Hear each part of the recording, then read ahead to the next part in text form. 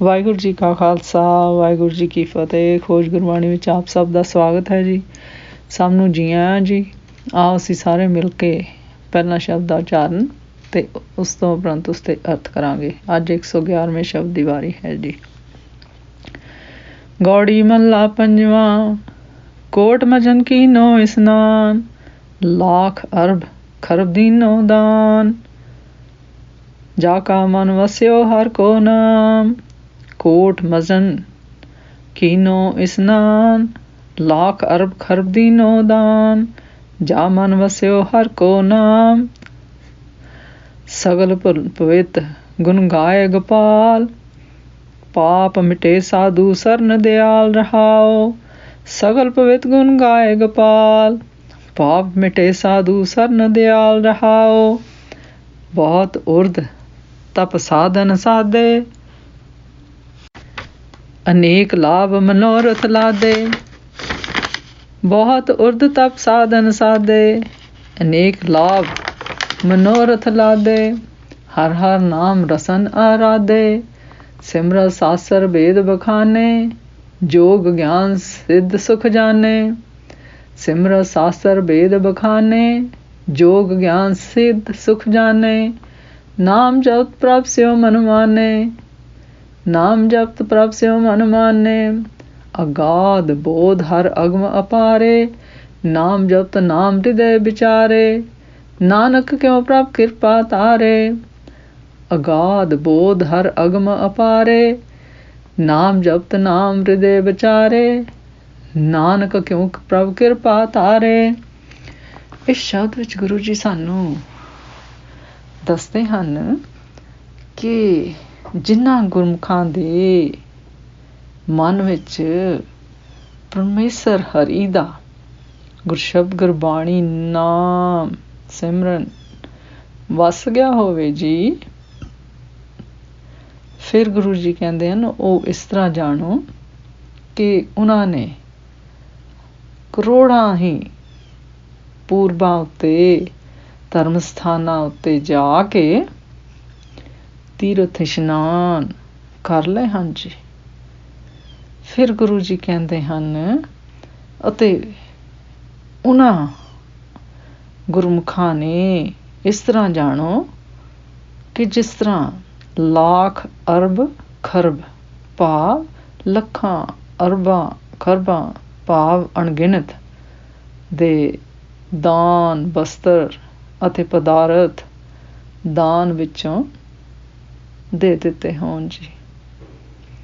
ਫਿਰ ਗੁਰੂ ਜੀ ਕਹਿੰਦੇ ਹਨ ਗੁਰਮੁਖੋ ਉਸ ਪਰਮੇਸ਼ਰ ਰੂਪ ਗੋਪਾਲ ਦੇ ਗੁਰਸ਼ਬਦ ਗੁਰਬਾਣੀ ਨਾਮ ਦੇ ਗੁਣ ਗਾ ਕੇ ਸਾਰੇ ਹੀ ਪਵਿੱਤਰ ਹੋ ਜਾਂਦੇ ਹਨ ਜੀ। ਫਿਰ ਗੁਰੂ ਜੀ ਕਹਿੰਦੇ ਹਨ ਉਸ ਪਰਮੇਸ਼ਰ ਅਤੇ ਪਰਮੇਸ਼ਰ ਰੂਪ ਦਿਆਲੂ ਅਤੇ ਸਾਧ ਸੰਗਤ ਦਾ ਸਾਧ ਸੰਗਤ ਰੂਪ ਗੁਰੂ ਦੀ ਗੁਰਸ਼ਬਦ ਗੁਰਬਾਣੀ ਨਾਮ ਰੂਪ ਸਰਨੀ ਪਿਆ ਸਾਡੇ ਸਾਰੇ ਪਾਪ ਮਿਟ ਜਾਂਦੇ ਹਨ ਜੀ, ਕਲੇਸ਼ ਦੂਰ ਹੋ ਜਾਂਦੇ ਹਨ ਜੀ।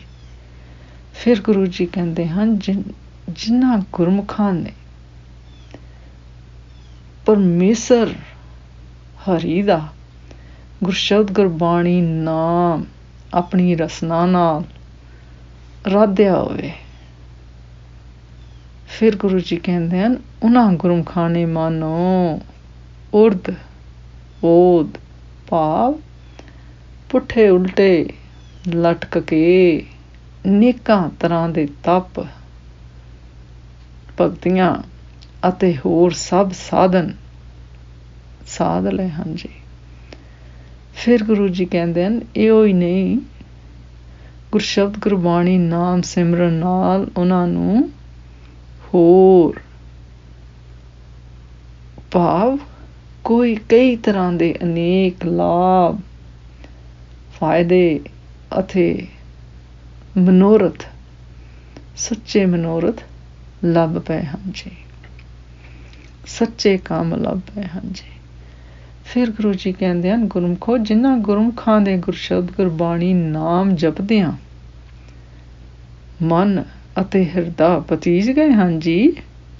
ਫਿਰ ਗੁਰੂ ਜੀ ਕਹਿੰਦੇ ਹਨ, ਉਹਨਾਂ ਨੇ ਮਾਨੋ ਸਾਰੀਆਂ ਸਿਮਰਤੀਆਂ, ਸਾਰੇ ਸ਼ਾਸਤਰ, ਸਾਰੇ ਵੇਦ, ਸਾਰੀਆਂ ਪੁਸਤਕਾਂ ਪੜ੍ਹ ਲਈਆਂ ਹਨ ਜੀ। ਫਿਰ ਗੁਰੂ ਜੀ ਕਹਿੰਦੇ ਹਨ, ਉਹਨਾਂ ਨੇ ਇੱਥੇ ਹੀ ਬਸ ਨੇ,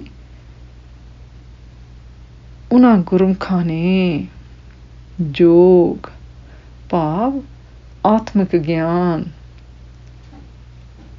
ਸਿੱਧੀ ਦੇ ਸਾਰੇ ਸੁੱਖ ਜਾਣ ਲਏ ਹਨ ਜੀ। ਗੁਰਸ਼ਬਦ ਗੁਰਬਾਣੀ ਨਾਮ ਸਿਮਰਨ ਰਾਹੀਂ ਜਾਣ ਲਏ ਹਨ ਜੀ, ਪ੍ਰਾਪਤ ਕਰ ਲਏ ਹਨ ਜੀ। ਫਿਰ ਗੁਰੂ ਜੀ ਕਹਿੰਦੇ, ਔਰ ਪਰ ਉਹ ਪਰਮੇਸ਼ਰ ਹਰੀ ਜੋ ਕਿ ਅਗਾਧ ਬੋਧ ਭਾਵ ਜਿਸ ਦੀ ਗਤਮੁੱਤ ਨਹੀਂ ਜਾਣ ਸਕਦੇ, ਜਿਸ ਦਾ ਗਿਆਨ ਅਥਾਹ ਹੋਵੇ ਜੀ, ਬਿਆਨ ਨਾ ਕੀਤਾ ਜਾ ਸਕੇ ਜੀ, ਉਹ ਉਸ ਦੀ ਇਸ ਤਰ੍ਹਾਂ ਦੇ ਗਿਆਨ ਵੱਲੋਂ ਅਪਹੁੰਚ ਤੇ ਬੇਅੰਤ ਹੋ ਗਏ ਹਨ ਜੀ। ਫਿਰ ਗੁਰੂ ਜੀ ਕਹਿੰਦੇ ਹਨ, ਪਰਮੇਸ਼ਰ ਹਰੀ ਨੇ ਆਪਣੀ ਉਹਨਾਂ ਤੇ ਆਪਣੀ ਮਿਹਰ ਕਿਰਪਾ ਕਰਕੇ ਉਹਨਾਂ ਨੂੰ ਗੁਰਸ਼ਬਦ ਗੁਰਬਾਣੀ ਨਾਮ ਸਿਮਰਨ ਦੇ ਬੇਅੰਤ ਭੰਡਾਰੇ ਬਖਸ਼ੇ ਹਨ ਜੀ। ਫਿਰ ਗੁਰੂ ਜੀ ਕਹਿੰਦੇ ਹਨ, ਉਸ ਬੇਅੰਤ ਪਰਮੇਸ਼ਰ ਹਰੀ ਦਾ ਗੁਰਸ਼ਬਦ ਗੁਰਬਾਣੀ ਨਾਮ ਜਪਦੇ ਰਹੀਏ ਅਤੇ ਉਸ ਗੁਰਸ਼ਬਦ ਗੁਰਬਾਣੀ ਨਾਮ ਨੂੰ ਆਪਣੇ ਤਨ ਮਨ ਹਿਰਦੇ ਵਿੱਚ ਵਿਚਾਰਦੇ ਰਹੀਏ ਜੀ। ਇਸ ਸ਼ਬਦ ਦਾ ਸਾਰ ਇਸ ਤਰ੍ਹਾਂ ਕਰੀਏ ਜੀ। ਇਸ ਸ਼ਬਦ ਦੀ ਇਸ ਪੰਕਤੀ ਵਿੱਚ ਗੁਰੂ ਜੀ ਸਾਨੂੰ ਦੱਸਦੇ ਹਨ, ਜਾ ਮਨ ਵਸਿਓ ਹਰ ਕਾ ਨਾਮ, ਭਾਵ ਜਿਨ੍ਹਾਂ ਗੁਰਮੁਖਾਂ ਦੇ ਮਨ ਅਤੇ ਹਿਰਦੇ ਵਿੱਚ ਗੁਰਸ਼ਬਦ ਗੁਰਬਾਣੀ ਨਾਮ ਵਸ ਜਾਂਦਾ ਹੈ ਜੀ, ਗੁਰੂ ਜੀ ਕਹਿੰਦੇ ਹਨ, ਉਹਨਾਂ ਨੇ ਫਿਰ ਆਤਮਿਕ ਸੁੱਖ ਅਤੇ ਹਰ ਤਰ੍ਹਾਂ ਦਾ ਧਨ ਪ੍ਰਾਪਤ ਕਰ ਲਿਆ ਹੈ ਜੀ। ਹਰ ਤਰ੍ਹਾਂ ਦੇ ਆਨੰਦ ਮਿਲ ਗਏ ਹਨ ਜੀ। ਫਿਰ ਗੁਰੂ ਜੀ ਕਹਿੰਦੇ ਹਨ, ਗੁਰਸ਼ਬਦ ਗੁਰਬਾਣੀ ਨਾਮ ਹਿਰਦੇ ਵਿੱਚ ਵਸੇ ਪਰਮੇਸ਼ਰ ਦਾ ਗੁਰਸ਼ਬਦ ਗੁਰਬਾਣੀ ਨਾਮ ਮਨ ਵਿੱਚ ਵਸੇ ਤਾਂ ਇਸ ਤਰ੍ਹਾਂ ਜਾਣੋ ਕਿ ਕਰੋੜਾਂ ਤੀਰਥਾਂ ਤੇ ਅਸੀਂ ਇਸ਼ਨਾਨ ਕਰ ਲਏ ਹਾਂ ਜੀ। ਫਿਰ ਗੁਰੂ ਜੀ ਕਹਿੰਦੇ ਹਨ, ਇਸ ਗੁਰਸ਼ਬਦ ਗੁਰਬਾਣੀ ਨਾਮ ਸਿਮਰਨ ਵਿੱਚ ਮਨ ਟਿਕੇ ਤੇ ਉਸ ਨੂੰ ਅਪਣਾਈਏ, ਉਸ ਦੁਆਰਾ ਫਿਰ ਇਸ ਤਰ੍ਹਾਂ ਜਾਣੋ ਜਿਸ ਤਰ੍ਹਾਂ ਅਰਬਾਂ ਖਰਬਾਂ ਦੇ ਕਰੋੜਾਂ ਪੈਸਿਆਂ ਦੇ ਅਸੀਂ ਦਾਨ ਦੇ ਦਿੱਤੇ ਹੋਣ। ਫਿਰ ਗੁਰੂ ਜੀ ਕਹਿੰਦੇ ਹਨ, ਗੁਰਸ਼ਬਦ ਗੁਰਬਾਣੀ ਨਾਮ ਸਿਮਰਨ ਇਸ ਤਰ੍ਹਾਂ ਜਾਣੋ ਜਿਸ ਤਰ੍ਹਾਂ ਅਰਬਾਂ ਖਰਬਾਂ ਦਾ ਦਾਨ, ਅਨੇਕ ਪ੍ਰਕਾਰ ਕਠਨ ਤਪ ਯੋਗ ਅਭਿਆਸ ਤੇ ਵੇਦ ਸ਼ਾਸਤਰ ਦੇ ਪੜ੍ਹਨ ਨਾਲ ਹੁੰਦਾ ਹੈ ਜੀ।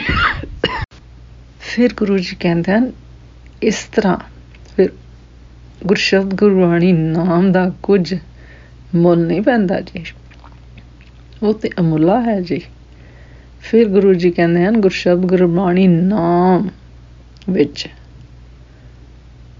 ਸਾਰੇ ਇਸ਼ਨਾਨ ਦਾਨ ਪੁੰਨ ਆ ਜਾਂਦੇ ਹਨ ਜੀ।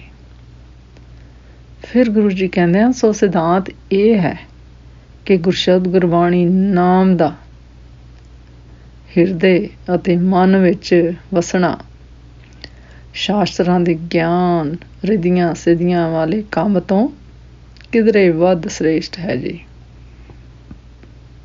ਸ੍ਰੀ ਗੁਰੂ ਗ੍ਰੰਥ ਸਾਹਿਬ ਜੀ ਦੇ ਪੇਜ 1145 ਤੇ ਇਸ ਪੰਕਤੀ 'ਚ ਗੁਰੂ ਸਾਨੂੰ ਦੱਸਦੇ ਹਨ, ਨਾਮ ਹਮਾਰੇ ਮਜਨ ਇਸ਼ਨਾਨ, ਨਾਮ ਹਮਾਰੇ ਪੂਰਨ ਦਾਨ, ਨਾਮ ਹਮਾਰੇ ਮਜਨ ਇਸ਼ਨਾਨ, ਨਾਮ ਹਮਾਰੇ ਪੂਰਨ ਦਾਨ।